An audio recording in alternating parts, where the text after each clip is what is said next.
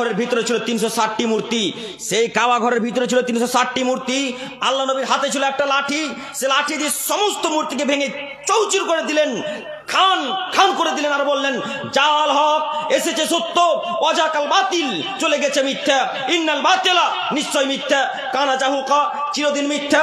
এই বলে যত কাবা ঘরের ভিতরে ছবি মূর্তি ছিল সমস্ত মূর্তিকে ভেঙে খান খান করে দিলেন। সেই মূর্তি ছিল ইব্রাহিম আলাইহিস সালামের মূর্তি, সেই মূর্তি ছিল ইসহাক আলাইহিস সালামের মূর্তি, সেই মূর্তি ছিল ইসমাঈল আলাইহিস সালামের মূর্তি। নিজের বাপের মূর্তিকে ভেঙে খান খান করে দিলেন।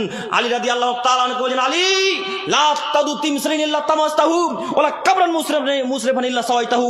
আলী তুমি ছাড়বে না কোনো ছবি মূর্তি, ছাড়বে না কোনো উঁচু কবর। যত আরবের বুকে উঁচু উঁচু কবর আছে, যত ছবি মূর্তি আছে, সমস্ত ছবি মূর্তিকে ভেঙে খান খান করে দাও। যত উঁচু কবর আছে সমস্ত উঁচু কবরকে ভেঙে মাটির সাথে মিশিয়ে দাও। আলী রাদিয়াল্লাহু তাআলা আনহু মুহাম্মদ সাল্লাল্লাহু আলাইহি ওয়াসাল্লামের কথা শুনে যত মক্কা